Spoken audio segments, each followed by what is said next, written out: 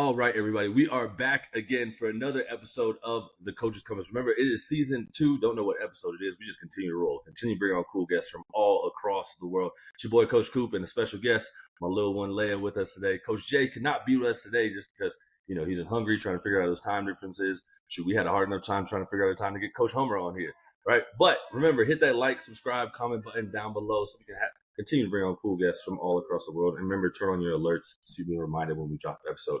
But like I said, we got Coach Hummer with us here today. He is a strength and conditioning coach out of the University of Georgia, working with softball, golf, and gymnastics. Coach, welcome and thank you for being here with us today. I appreciate you having me on. Happy to be here. And like you said, a few weeks in the works getting this on here, but glad we finally got it working. Yeah. So, Coach, what got you into the strength and conditioning field, man? Like, what brought you to this side of the world? Yeah, growing up, my father was a high school football, baseball coach in our small town in Ohio for 30-some years till he retired. So it was literally from 1994 till I was playing there. I was either at football or baseball practice. That was our babysitter. It was a little easier for Mom to just let us, and we ran around. So I was always around sport, around coaching. Was lucky enough to get a scholarship to Notre Dame College in Cleveland, Ohio. It's a Division II school. Played football up there for 2 years. And it was in that time I was more on like the sport business side of things. That's what I was looking to do. And then did a summer internship at Kent State with their strength program there with football.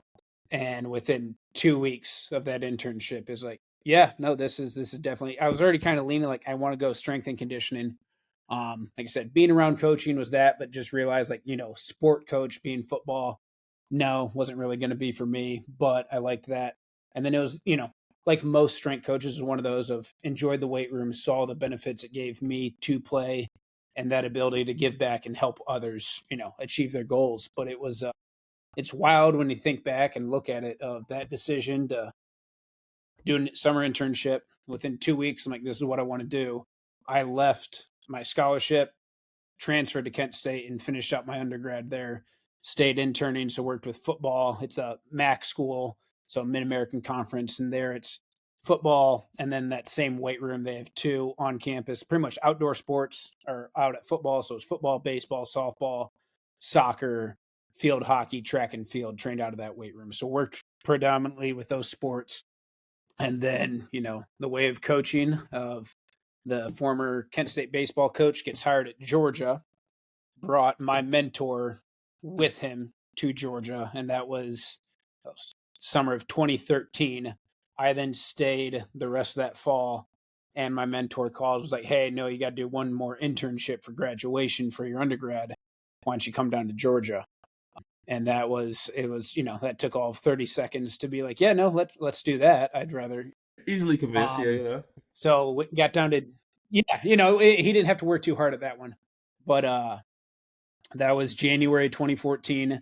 And I would probably say by like February, my now boss approached my mentor and myself and was like, hey, our grad assistant graduates in May of 2015. Would you like to stay on and you'll be our next GA? And again, that took all of like, I was like, oh, I'll think about it. And then walked out of the office, just turned right back around, walked in, was like, yep, nope, let's, handshake deal. We're good. Let's go. So I was at Georgia then 2014 fall into July of 2015. I was then the pro intern and then was able to go into our grad school program as a graduate coach in fall of 2015, 2016. And then I left before graduating a semester early, was lucky enough, got a full-time job at Boston College, was there for 2017 until November of 2018, got a job at University of Virginia, was there November of 18 until January of 2020, and came back to Georgia in February 1 of 2020 was my start date. And then the world shut down a month later, and I thought I just made a massive mistake as I was the last person hired in athletics. I may be the first one out once COVID hit, but we're very lucky here at UGA that we didn't have any cuts or layoffs or anything like that. And it was a weird spring and summer for that first one. And I've been here ever since, and then was very lucky of I'm sitting in my new office out here that our softball program, athletics, we're a very historically good softball program. And we just built a $38 million softball facility.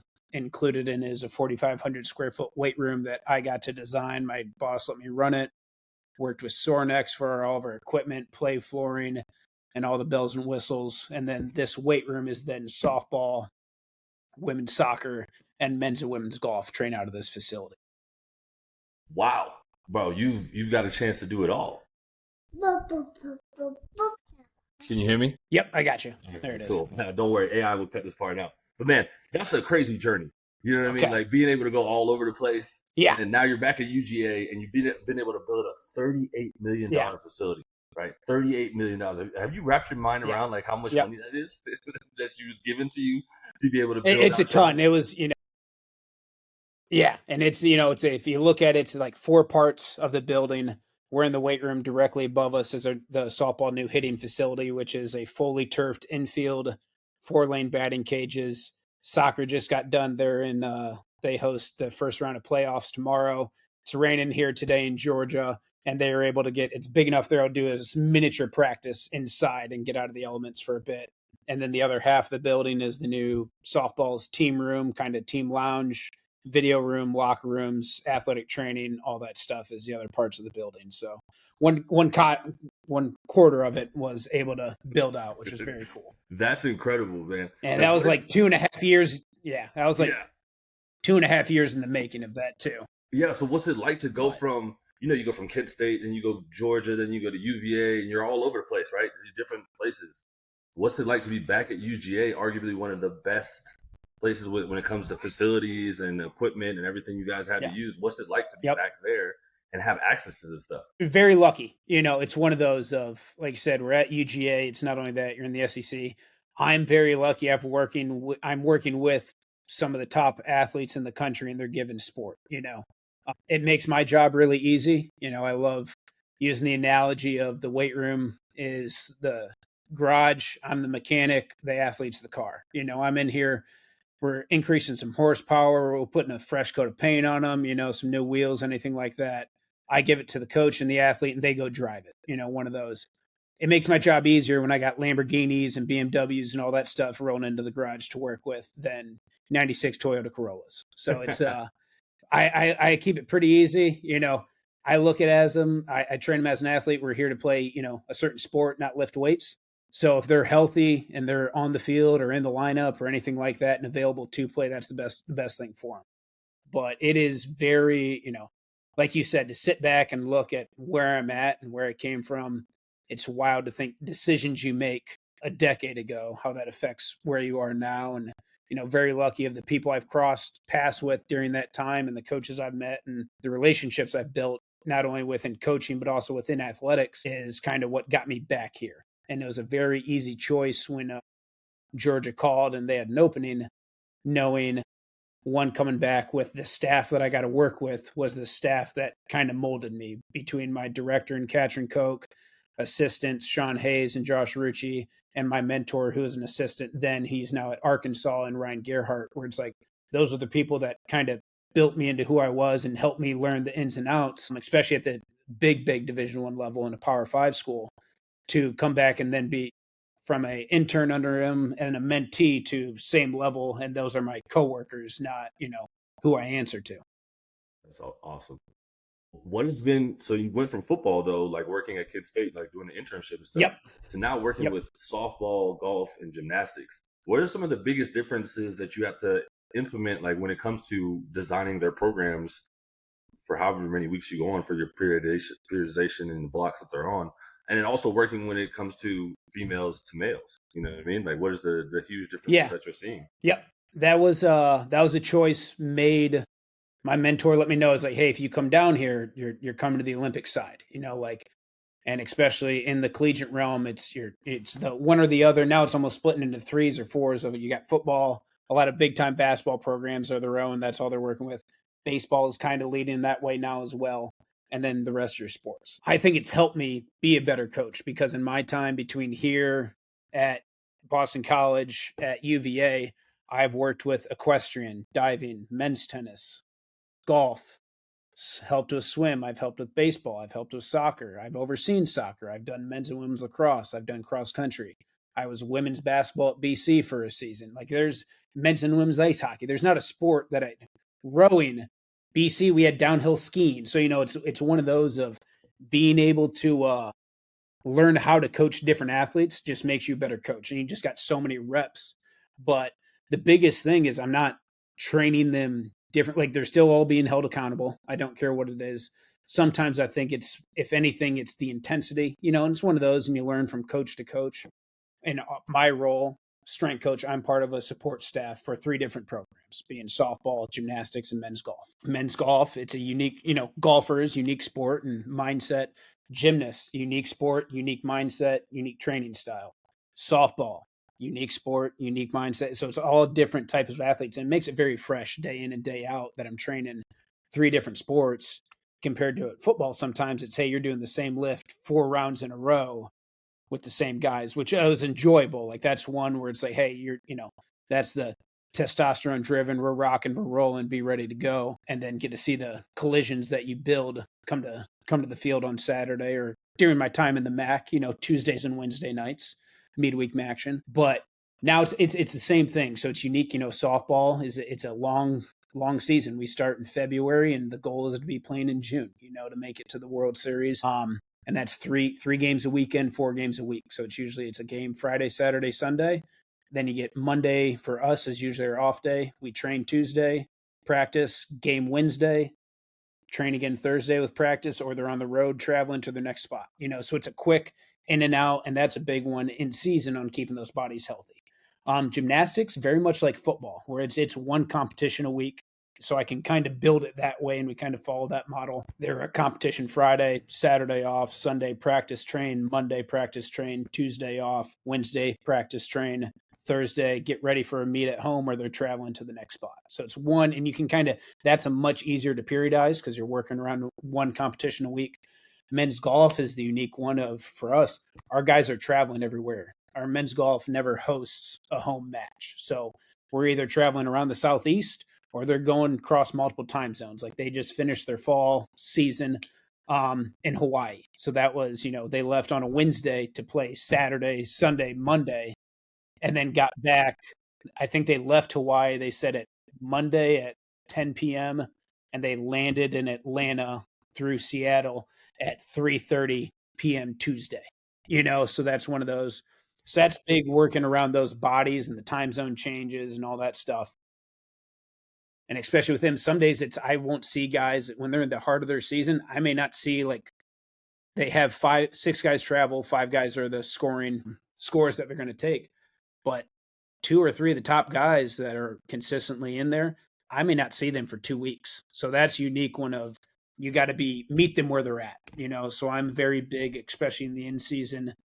Again, we're at Georgia. We are very lucky what we have at our disposal. So using some of the sports science tech we go gymware for our velocity-based training. I'm big with that, the in-season, especially with our golfers. Same with softball and gymnastics, because it's one of those when they're in season, day-to-day, athlete to athlete in the same rack. Hey, 80% for me feels like 70%. I'm in a great spot. Let's move it. 80% for you is feeling like 100. You're tired. You just got back because I didn't travel and you did. I don't want to bury you, and we're not going to get anything out of it. So then I can use the, gymware systems to go velocity based, and then, hey, let's work in a parameter of bar speed compared to load on. No, that's awesome. What is it like though? You're working with 3 sports. I don't know that much about golf, right? Because I know it's a year-round sport too. But gymnastics and softball, right? Yep. 2 sports I would arguably say that Yeah. are heavily, especially when they come down to the youth age, they're just done year-round.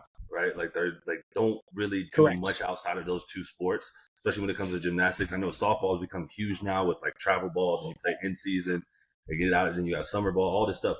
How have you seen that kind of impact the athletes when they kind of come into college now that they don't have all of that workload on them? And does it, speaking to parents, is it hard to get a parent to realize like, hey, they don't need to be playing a game or a tournament every weekend, especially when it comes to softball? Gymnastics, obviously, competition is a little bit different, but they start really young.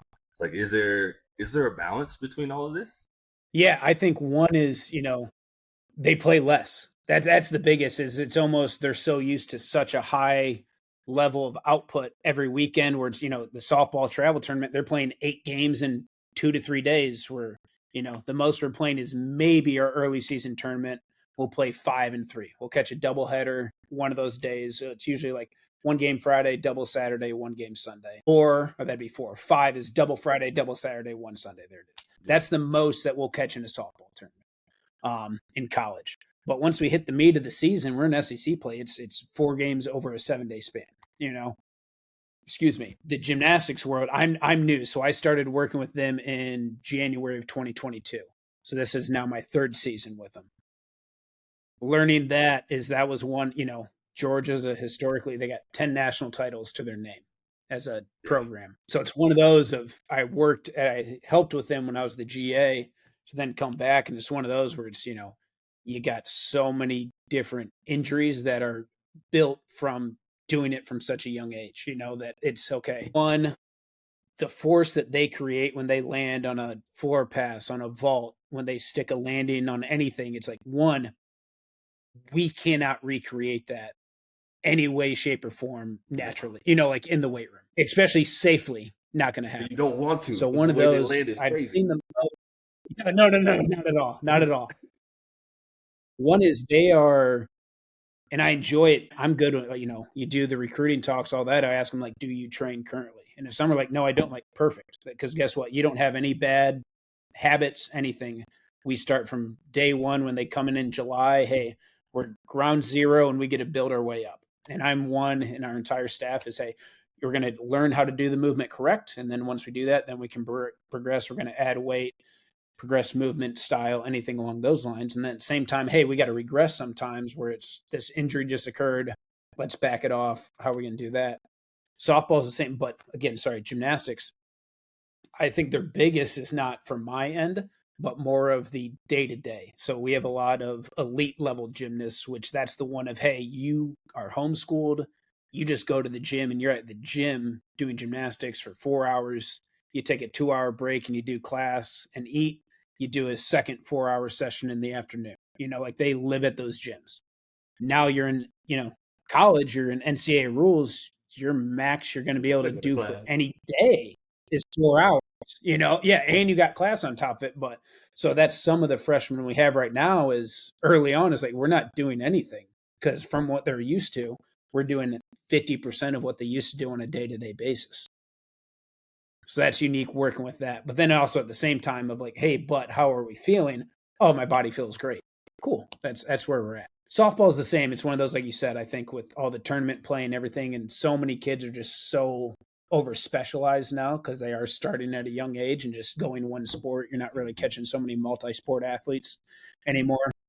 With that is just some of the injuries you get coming in that I'm working with for 4 to 5 years of working around with people.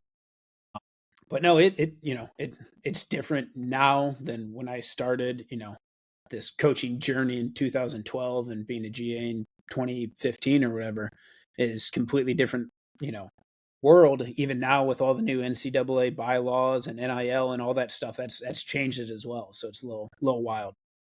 Yeah, with that wild world of NIL deals and transfer portal and everything like that, how do you deal with conflict, or what's your best conflict resolution kind of model that you follow, especially when you have athletes that maybe aren't listening or fully buying in, and you're trying to connect with them and trying to communicate with them.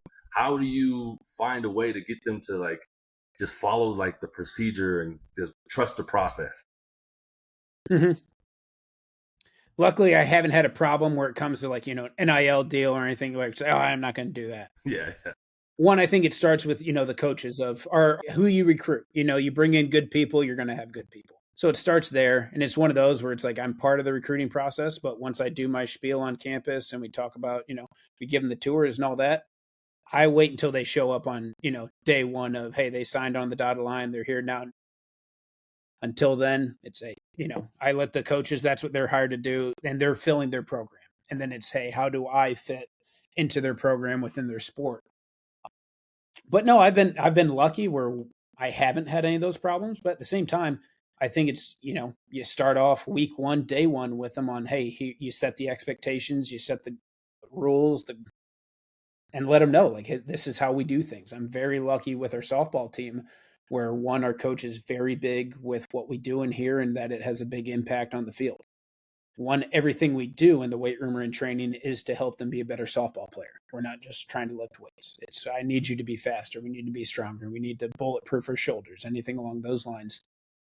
And he sets aside, just before he got in here, he walked in my office and we went over, hey, here's the day's plan. With it raining, this, and this just got changed. Let's do, instead of a lift post practice, we're going to do 3 little groups throughout the day because we're inside. We're going to do film and we're just going to rotate them that way. Cool. Love it. And the girls love it too.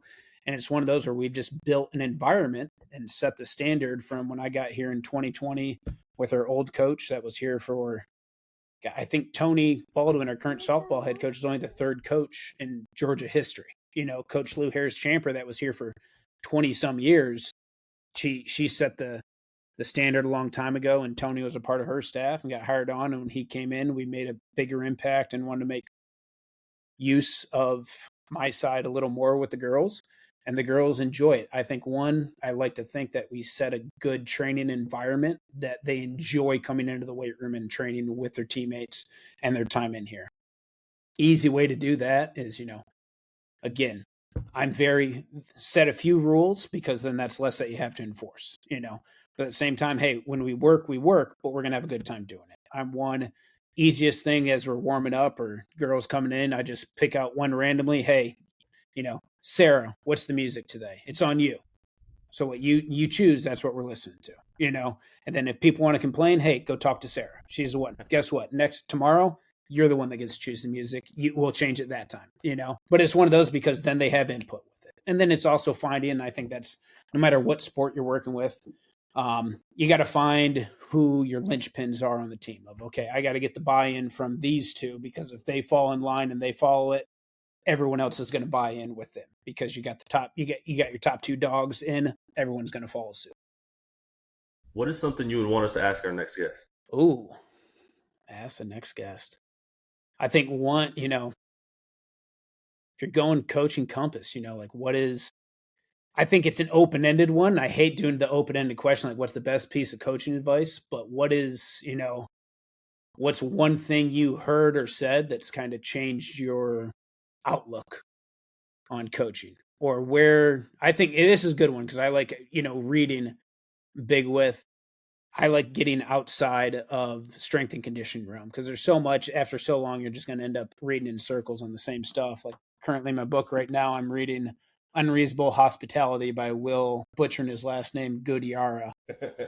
He is the general manager at 11 Park Madison in New York City, one of the top restaurants in the country, but he's in charge of hospitality. I'm in the people business, okay? I've already picked up a few things where it's one of those, you go to a conference, you listen to a podcast, you're watching this video, anything like that, you read a book. If you're getting one thing out of that I can then implement into my day-to-day life, and exactly how you said of, okay, how do you get the buy-in from a girl? How do you do, or an athlete? How do you do some conflict resolution? Every person's different. That was literally a chapter on that. He talks their love language, but also no one really talks about what's their tough love language. Some people are like, hey, yell at me, get at me. I'm good if you, and I don't undress people in front of a team, but hey, if you rip me in front of the team, that's what I need. I like being held to a standard. Others is, I got to put my arm around them. We got to talk to the side and be a little more calm. Like, hey, what we're doing isn't working. So this, our mood, our mindset, whatever, we got to change and we got to do it now. And you got to figure that out, but you get that by being around them more. And then we're very lucky at UGA, and my boss is very big on that, on just being at practice as much as we can be. So I'm very lucky of being, gymnastics we're going into the spring semester for 25. They're going to flip and they're going to train in the mornings from like 8 to 11. And then we'll lift after that. So I can be there in the morning. I can be at practice. I can watch them, see how they're doing. Then I can kind of pick up on, hey, how's the mood going to be in our training post-practice session? And then you get to see, okay, what I had planned, we had a pretty hard practice today. Bring them in. Hey, this movement, we had 3 sets. We now got 2. Okay, let's take a little bit out of that there. Leave some in the tank for the next day. I'm at softball practice. I'm lucky enough I get to travel with teams sometimes. And that's the cool one because you're on the bus, you're in the airport, you're hanging out in the hotel, especially when you're on the road. You got a lot of downtime, and you just get to see them. One, you see them as a regular person. Yep. They also get to see you as a regular person. So it's one. And I always laugh. I read on the bus, and I don't get why. Do I put off the aura of I'm a meathead? But the girls are always like, "Oh, Hummer, you read? I didn't know." It's like, yeah, I know how to read. Like, what are we doing? I get it every year. I'm like sitting on the bus and a girl walked by, like, I didn't know you read books. It's like, I got 2 degrees. Come on, help me out here. It's almost like we didn't study or spend a lot of time getting these CSCSs. Exactly. All these achievements we have, but no, we're still big Correct. meatheads that just like to be in there and throwing around weight. Yeah.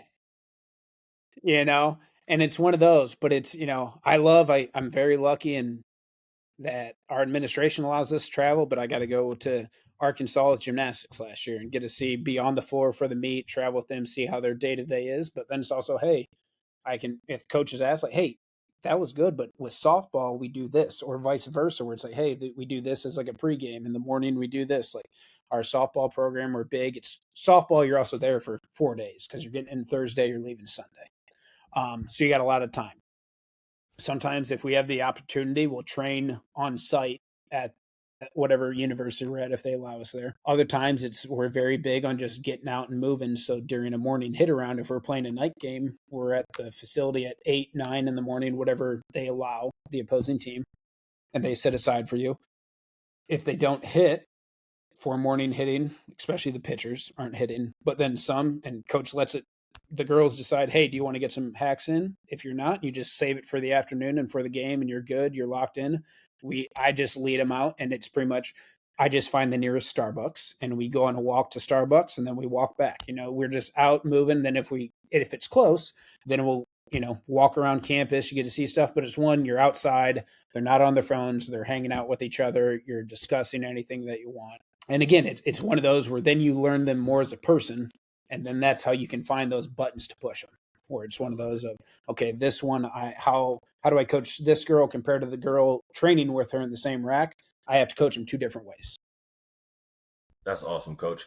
Well, Coach, man, we appreciate you jumping on. I appreciate you jumping on and keeping it real and dropping all this knowledge about what you got going on with gymnastics, softball, golf, and just how you got to where you're at now. Because I think that's super important for a lot of us guys that are just now getting started in the field and trying to figure out where we're going, especially if we're on the private sector, you're on the college sector, maybe you're in the pros. Who knows, right? The path always leads down to one way. But thank you so much for your time today, Coach. I appreciate it, Coach Coop. Anytime. And we're out.